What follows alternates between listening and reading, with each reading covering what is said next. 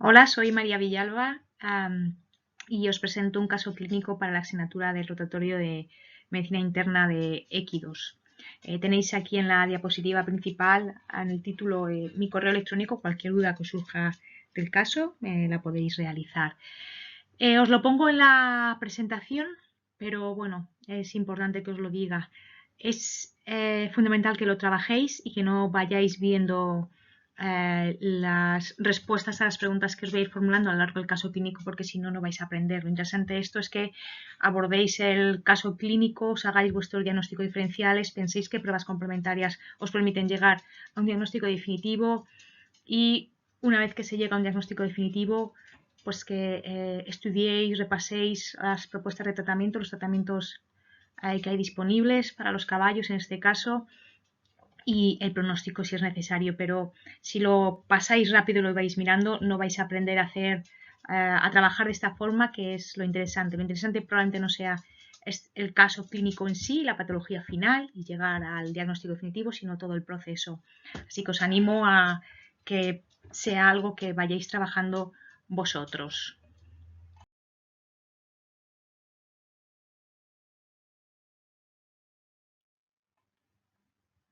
Esta diapositiva es para que pongáis cara a vuestro paciente. Es un caballo de unos 10 años, no es muy mayor. Sabéis que los caballos hasta que no tienen 18, 19 años no se consideran en edad avanzada. Y bueno, esta es la respiración que tiene, pues prácticamente sin hacerle ejercicio, en cuanto trota un poco.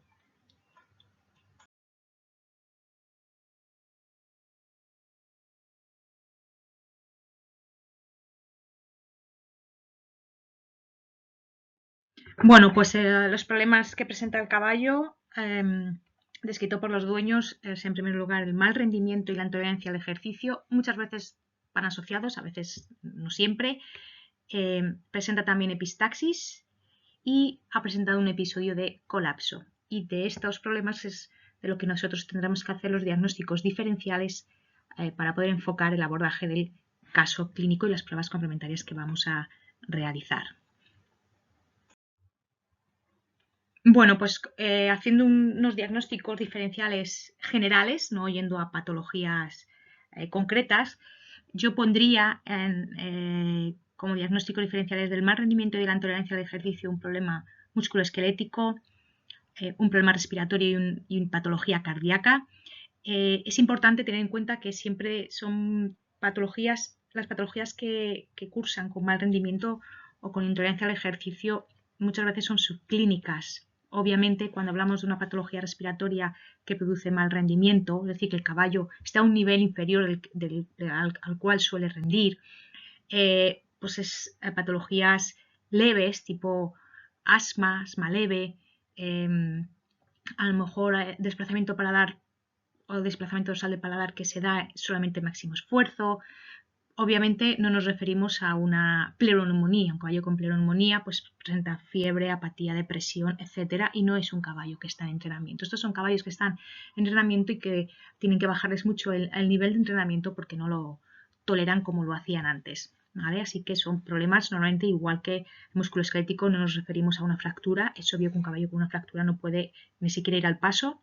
Son problemas mucho más sutiles, pero bueno, pondríamos musculoesqueléticos, respiratorios y cardíacos dentro de la lista de los diferenciales del mal rendimiento y de la intolerancia al ejercicio. Como patologías principales que pueden cursar con epistaxis, pues obviamente un problema primario a nivel respiratorio, tanto en vías altas, normalmente pues son las micosis de las bolsas guturales que lesionan la carótida y empiezan a sangrar estos caballos. También tenemos los hematomas etmoidales y pueden ser también patologías respiratorias que alteran o que afectan las vías bajas, es decir, al pulmón.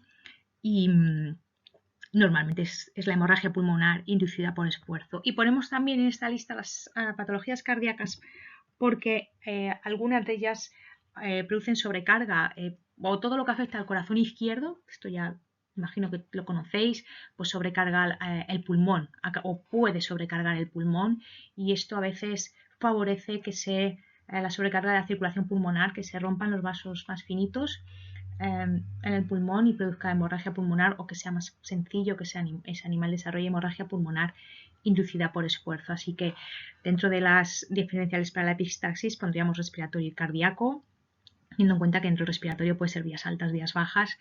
Y dentro de las patologías que cursan con colapso, normalmente son 5 grandes bloques para un colapso en general, que es problema musculoesquelético, problema neurológico, problema metabólico, problema cardíaco y problema respiratorio. En este caso solo ha ocurrido asociado al ejercicio, y las que con mayor frecuencia se observan cuando el animal está en ejercicio son los problemas musculoesqueléticos, tipo dolor cervical agudo, que ocurre a lo mejor cuando está andando en círculos o con el jinete montado, lo desequilibra y el caballo cae.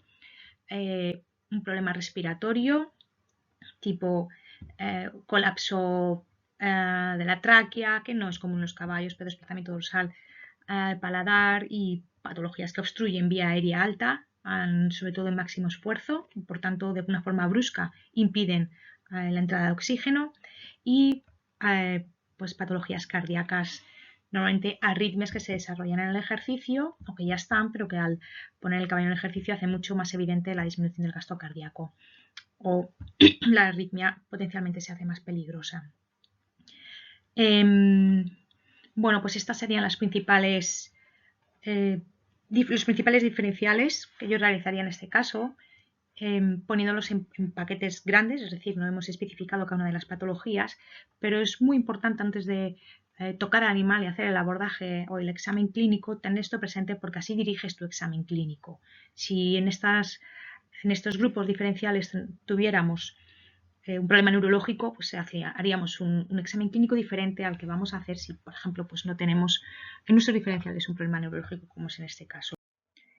Y una vez que ya tenemos en nuestra cabeza estos diagnósticos diferenciales, pues realizamos el examen clínico, un examen clínico general en el animal, y lo único que se encuentra es que durante la auscultación cardíaca se detecta un ritmo irregularmente irregular. Se hace también una analítica sanguínea y es también normal.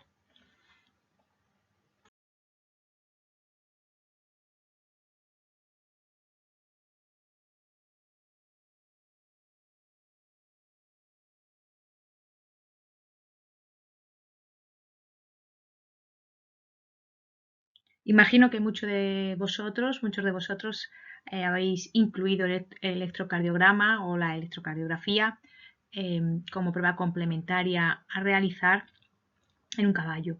Siempre que se detecta o que se ausculta un ritmo que no es completamente regular, conviene realizar una electrocardiografía para estar seguros de que no hay una arritmia, ¿vale? Os pongo esta imagen porque es la posición en la cual se obtuvieron los electros que os voy a enseñar a continuación, y que es muy común en los caballos, tanto si se dejan hospitalizados como si no. En el caso del animal que estamos tratando, bueno, pues se fijó con una cincha y, bueno, con una venda un poco adhesiva, se dejó puesta y el caballo quedó hospitalizado para obtener una electrocardiografía de forma continuada, es decir, se le hizo un holter 24 horas, no solo un electro en reposo, aunque yo os voy a enseñar ahora solo una parte. No se puede, la posición de Indoven clásica, que se ponen los miembros que en los caballos se usan pinzando las babillas o poniendo electrodos en las babillas y en los codos, es poco práctica en los caballos porque se mueve mucho, mueven las extremidades, da mucho artefacto, y luego además pues no puedes dejar un caballo monitorizado con esa posición, tampoco lo puedes galopar y trotar y ejercitar ni monitorizar. Entonces normalmente se ponen estas posiciones, son muchísimo más básicas, nos dan como una derivación base Apex, no más, pero en un alto porcentaje de los casos nos permite diagnosticar la arritmia.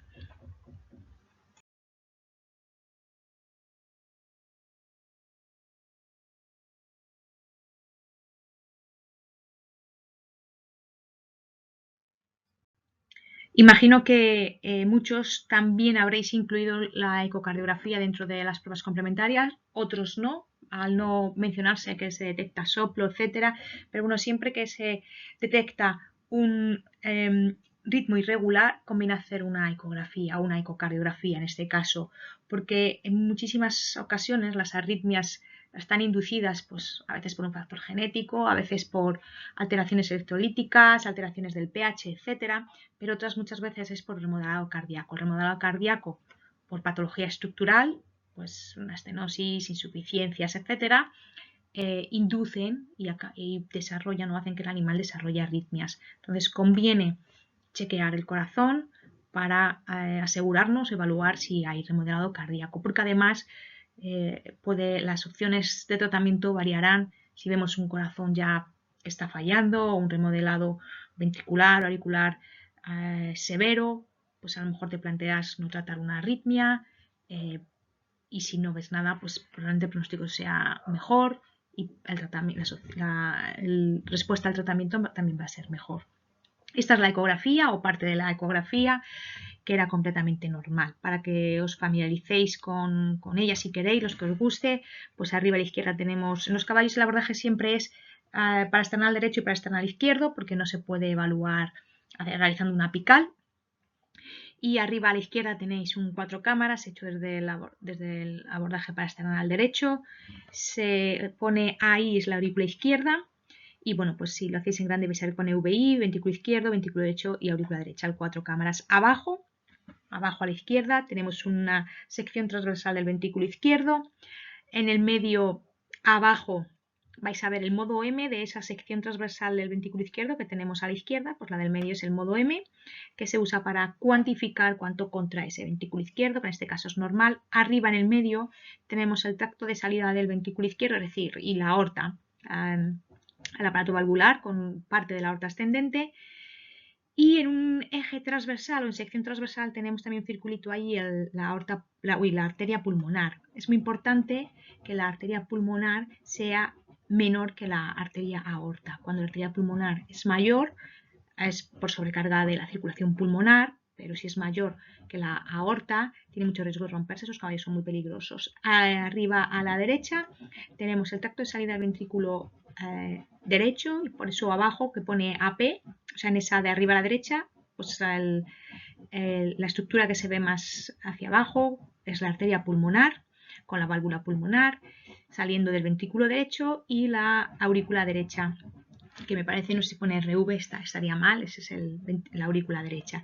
Y abajo a la derecha pues tenemos una sección transversal, un eje corto del corazón, pero a nivel de la salida de los grandes vasos, y por eso vemos la aorta, que es esa estructura que tiene pues, tres velos, ¿no? tres conos, en un eje completamente transversal, y la aurícula izquierda, vista también una parte dorsal, que es un plano que se usa para cuantificar el tamaño de la aurícula izquierda, relacionándolo con el tamaño de la aorta.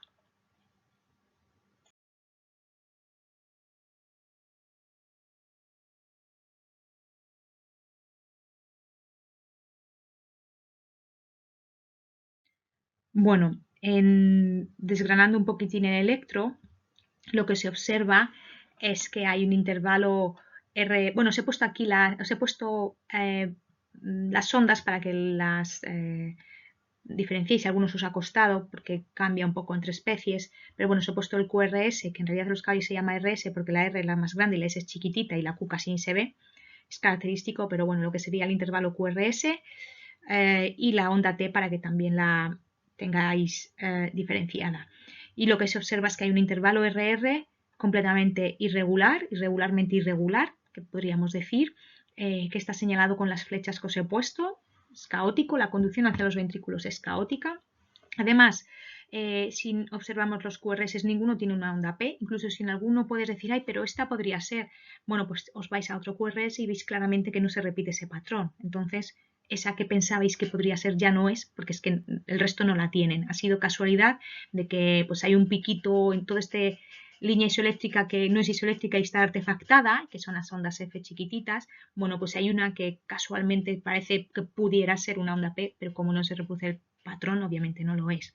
Entonces, los QRS no tienen su onda P, no hay una onda P para estos QRS y lo que se observa en su defecto son pequeñas ondulaciones que son las ondas F típicas de la fibrilación auricular y que no se ven siempre. Y con esto, pues ojo, cuando veáis un intervalo RR irregularmente irregular y que no hay una onda P clara, pensad ya en fibrilación auricular, no esperéis a ver las ondas F porque muchísimas veces la línea es casi isoeléctrica y no se ven ondas F y no pasa nada, ¿vale? Pero no os fijéis solo en tener ondas F para diagnosticar fibrilación auricular.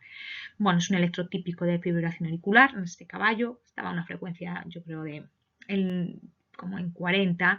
Ojo, cuando tenéis una fibrilación auricular no contéis solo en 10 segundos porque es muy variable, a lo mejor justo hay intervalos muy, muy largos y os da una frecuencia cardíaca de 20 o a lo mejor pilláis un momento de intervalos muy cortos y si contáis en 10 segundos y multiplicáis por 6 pues os da una frecuencia cardíaca de 70 y no es real. Lo ideal cuando tengáis un animal o un caballo con fibrilación auricular es que contéis por lo menos en 30 segundos. Pero bueno, en cualquier caso, tiene una fibrilación auricular que teniendo en cuenta la ecocardiografía que es, o el ecocardiograma obtenido que es normal, pues el animal presenta fibrilación auricular sin cardiopatía estructural subyacente. Es decir, no hay un remodelado cardíaco por una insuficiencia mitral o una insuficiencia en la tricúspide que esté dilatando las aurículas y que esté generando fibrilación auricular. No sabemos la causa, en su momento pudo tener alteraciones electrolíticas, el pH y esto inició la fibrilación auricular que finalmente se ha perpetuado.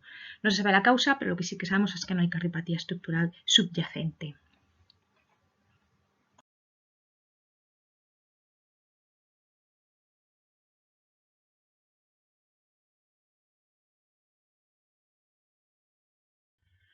Bueno, pues esta pregunta que os he hecho creo que es muy importante.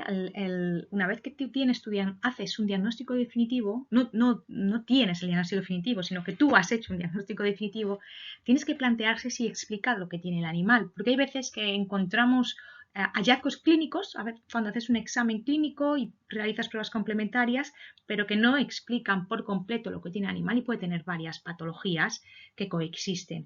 Entonces, siempre que uno cree tener su diagnóstico definitivo, tiene o debería, que a veces hablo un poco tajante, pero bueno, perdonádmelo, debería plantearse si ese diagnóstico que he realizado explica todo el cuadro que tiene el animal. Y eso es lo que ahora vamos a hacer.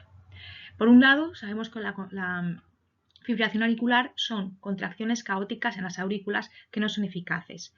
Si no son eficaces, el ventrículo izquierdo no se llena del todo, porque el ventrículo izquierdo se llena en dos fases. Como recordaréis, primero se relaja de forma pasiva y coge como un 85% de la sangre, y después las aurículas se contraen y mandan como un 15% de la sangre. Si las aurículas no se contraen, ese 15% no está siendo mandado a los ventrículos. Así que los ventrículos no se llenan por completo. ¿Qué pasa si los ventrículos no se llenan por completo? Pues que va a haber una disminución del gasto cardíaco. Es decir, cuando eyectan sangre, eyectan solo el 85% de la sangre que tendrían que eyectar. En principio esto se compensa aumentando la frecuencia cardíaca y no supone mucho problema en un caballo. Un caballo en reposo, en ritmo sinusal, pues está en 30 latidos por minuto y cuando tiene fibrilación auricular, como las aurículas no mandan ese 15% de la sangre, pues lo compensa aumentando su frecuencia cardíaca. Y en reposo, un caballo con fibrilación auricular, en vez de estar en 30 latidos por minuto, está en 45. Y ya está. El problema es que cuando empieza a hacer ejercicio y según va siendo ese ejercicio más exigente, se llega al límite superior de la frecuencia cardíaca, que en los caballos más o menos está en torno a 200-210. Un caballo en máximo ejercicio tiene una frecuencia cardíaca de 200 latidos por minuto. Llega un momento que cuando está en galope, un caballo en ritmo sinusal está en 200 latidos por minuto y un caballo con fibrilación auricular debería estar en 260 latidos por minuto para poder compensar esa falta de sangre que llena el ventrículo izquierdo desde la aurícula. Y como no puede subir, los caballos bajan la velocidad y ahí es cuando aparece el mal rendimiento. Así que por un lado, la disminución del rendimiento se explica perfectamente con la fibrilación auricular. Otra consecuencia que tiene el hecho de que las aurículas tengan estas contracciones tan caóticas, bueno, pues que no se vacían. Si no hay una contracción eficaz de las aurículas, no se van a vaciar de sangre, esa sangre se va quedando en las aurículas y va a aparecer una sobrecarga de las aurículas de la derecha y de la izquierda. Nos centramos en la sobrecarga de volumen, de presión primero y de volumen que va a tener la aurícula izquierda. Va a ir dilatándose y lo siguiente que se va a sobrecargar es el pulmón. Y la sobrecarga de circulación pulmonar, por un lado, nos va a producir un mal intercambio gaseoso. Y esto explica también la disminución del rendimiento. Es otra de las causas que produce la disminución del rendimiento en la fibrilación auricular.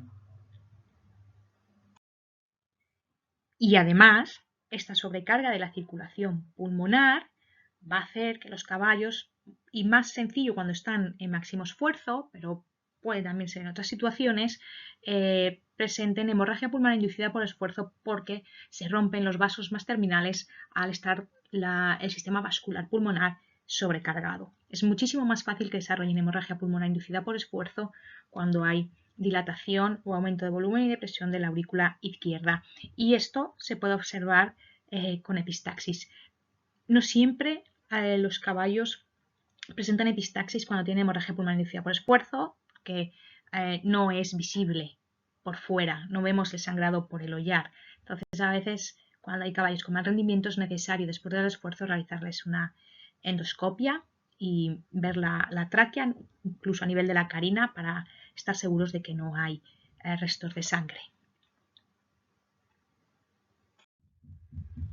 Y por último, ¿qué ocurre en los caballos con fibrilación auricular? Bueno, y en las demás especies. Bueno, pues que cuando está un caballo, cuando está en reposo, que está a 28 latidos por minuto, y se pone a hacer ejercicio intenso, tiene una activación simpática que disminuye mucho el periodo refractario del nodo auriculoventricular, es decir, hace muchísimo más eficaz que todo lo que sale de las aurículas pase a los ventrículos para que el caballo se pueda poner a 200 latidos por minuto. En ese momento, en el que casi no hay periodo refractario en el nodo auriculoventricular, y por eso los caballos son tan atletas, porque pueden pasar 200 latidos por minuto, si las aurículas no están en 200 latidos por minuto, que sería con un ritmo sinusal, sino que están en 300 y 350 contracciones por minuto, hay riesgo de que muchas de estas pasen a los ventrículos.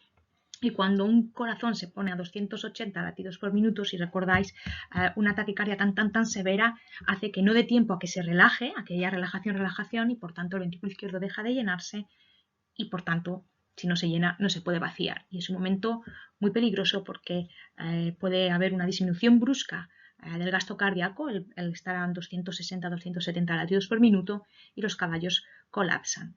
Así que la fibrilación auricular muchas veces cursa con colapso de los caballos, o es un riesgo que tienen colapse los caballos en ejercicio, especialmente si adquieren frecuencias cardíacas muy altas cuando están galopando. Así que también explica la fibrilación auricular que el caballo presentase un episodio de colapso cuando estaban ejercitándolo.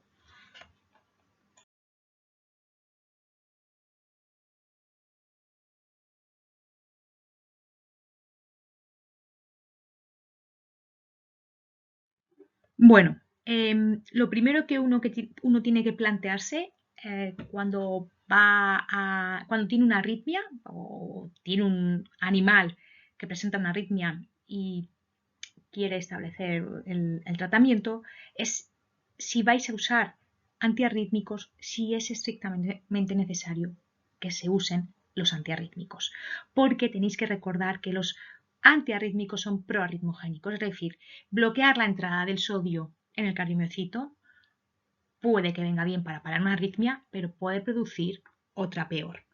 Sería un ejemplo. Entonces, pueden ser muy peligrosos porque pueden generar arritmias, las que se llaman letales o fatales, y pueden producir la muerte del animal. Así que cuando se va a administrar un antiarrítmico hay que estar seguro de que ese animal lo necesita, de que además va a ser eficaz, y explicarle esto al propietario, el riesgo que lleva los antiarrítmicos. Y en los caballos también. Pongo ejemplos de efectos adversos de los antiarrítmicos típicos en los caballos, son parada cardíaca, taquicardia ventricular, RNT, prolongación QT, colapso, muerte. Bueno, por supuesto también la parada cardíaca produce muerte, hipotensión severa, hipotensión y muerte. Eso a nivel cardíaco. Después producen diarreas, colitis de estas que habréis estudiado en clase, que acaban con el fallecimiento del animal, producen laminitis, que las laminitis pues son a veces dramáticas también en los caballos, cuadros neurológicos severos y bueno, pues otro tipo de reacciones quizás a lo mejor no tan severas como puede ser urticaria y algún otro tipo de alergia. Esas son las consecuencias que pueden tener los antiarrítmicos, por eso hay que estar muy seguro de que lo vas a tratar en un animal que pueda responder de forma favorable. ¿Cuándo no usaríamos un antiarrítmico? Bueno, pues si la fibrilación auricular está asintomática en el animal, es decir, ni colapsa, ni tiene epistaxis, ni tiene disminución del rendimiento, el animal no es un animal de deporte, no es un animal que se monte, por tanto, va a estar sujeto al no subir la frecuencia cardíaca, no va a tener tanta repercusión de esa disminución del gasto cardíaco que vamos a ver en un atleta. Y además nadie va a estar en peligro porque no va a estar montado por nadie. Es un animal ya mayor, que está en un pasto, etcétera. Bueno, pues ahí te podrías plantear no tratar. Tampoco se va a tratar la fibrilación auricular si se debe a una insuficiencia mitral severa. Un caballo que presenta insuficiencia mitral severa y la aurícula en lugar de medir 12 centímetros mide 20 centímetros y a consecuencia de eso desarrolla fibrilación auricular, pues no tiene sentido tratarlo porque primero tienes que tratar la causa que está originando la fibrilación auricular y como no se puede tratar o no se hace hasta la fecha de hoy, no están descritos pues valvuloplastias a los caballos para mejorar el funcionamiento de la mitral, bueno, pues en ese caso tampoco trataríamos. Y además que seguramente esa aurícula ya tiene un remodelado establecido a nivel tisular, eléctrico, que va a hacer que aunque pongas un antiarrítmico, siempre esté en fibrilación auricular. Así que por un lado no tiene sentido porque aunque consigas restablecer el ritmo sinusal, rápidamente va a volver a hacer fibrilación auricular porque tiene insuficiencia mitral severa y dilatación de la aurícula. Y además es que tienes muchísimas probabilidades de que no consigas restablecer nunca el ritmo sinusal, tengas que usar dosis altas de los antiarrítmicos y por tanto estás mucho más cerca de los efectos adversos que a veces son muy peligrosos. Pero en este caso, pues tenemos un caballo adulto, pero no es de edad avanzada, que se usa para hacer deporte y que además presenta signos clínicos importantes y que hacen que ya el hecho de presentar fibrilación auricular sea un peligro para el animal. Es decir, este animal, aunque lo dejes en reposo y lo dejes de montar, si lo dejas en un, como no se confina en un box, lo cual sería cruel, se dejan en libertad en un prado, pues en una galopada que el haga puede colapsar y morir. Entonces el riesgo ya está, porque es un caballo con signos clínicos severos y además no tiene cardiopatía estructural subyacente, así que realmente es candidato para recibir tratamiento farmacológico. Hay dos tratamientos en la fibrilación auricular, os he puesto para que consideréis y penséis el farmacológico, pero bueno, también que sepáis que existe la cardioversión eléctrica para restaurar el ritmo sinusal. Centrándonos en el farmacológico, que es el que se hizo en este caso, pues en los caballos el fármaco de elección es el sulfato de quinidina, que es un antiarrítmico ya bastante antiguo, que actúa sobre los canales de sodio y, bueno, lo que ocurre en los caballos es que los nuevos antiarrítmicos que tienen menos efectos adversos, pero bueno, también algo menos de potencia, no funcionan muy bien y también son muy tóxicos. Por tanto, seguimos usando el sulfato de quinidina, que se administra por sonda nasogástrica cada 2-4 horas, tienes que ir espaciando porque hay efecto acumulativo hasta que el animal presenta otra vez ritmo sinusal. Si transcurrido 24 horas no presenta ritmo sinusal, lo que se hace es administrar o coadministrar, no se retira la pauta de sulfato de quinidina y se coadministra digoxina, que baja la frecuencia ventricular y puede hacer que sea más sencillo restablecer el ritmo sinusal. Esto se dejaría hasta 48 horas. Si después de 48 horas no hay éxito en el tratamiento, pues hay que plantearse otros fármacos antiarrítmicos o realizar la cardioversión eléctrica. Y este es el electro del caballo que comenzó a las 8 de la mañana con el tratamiento de la sulfato de quinidina y a las 4 de la madrugada, no llegamos a las 24 horas, por tanto solo se administró sulfato de quinidina, se restauró el ritmo sinusal. Con esto terminamos el caso, espero que os haya sido interesante, que hayáis estudiado, que hayáis buscado todos los diferenciales, porque había diferenciales respiratorio, musculoesquelético, cardíaco, que hayáis repasado los electros, la ecocardia que nos guste y todo el tema del tratamiento. Con respecto al pronóstico, el pronóstico en estos caballos es bueno una vez que está restaurado el ritmo sinusal. Si no hubiésemos sido capaces de tratar la fibrilación auricular, el pronóstico era malo, obviamente, pero una vez restaurado el ritmo sinusal, el pronóstico es bueno y este caballo está ahora mismo compitiendo con normalidad.